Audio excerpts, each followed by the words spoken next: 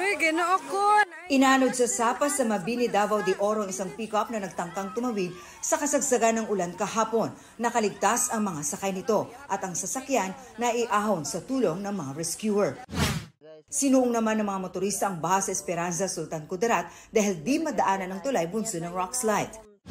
May pagguhuri ng lupa dahil sa ulan sa bayan ng Bagong Bayan. Inulan at binaharin ang Balagbagan, Llano del Sur at Davao City. Ayon sa Pag-asa, ang binabantayang low pressure area sa silangan ng Mindanao ang nagdadala roon ng pag-ulan. Para sa GMA Integrated News, Marisol Abduraman, Nakatuto, 24.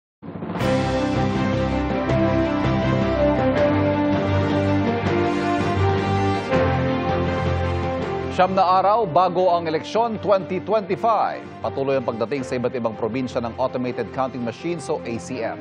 Mahigit 100 ACM ang dumating na sa Astrodome sa Dagupan City kahapon ng umaga.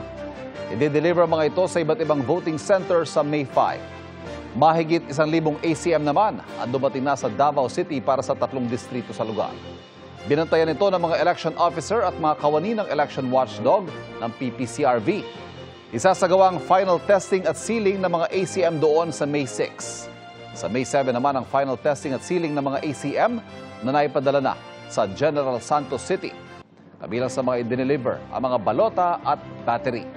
Ang Philippine National Police naghahanda na rin para matiyak ang seguridad ngayong eleksyon.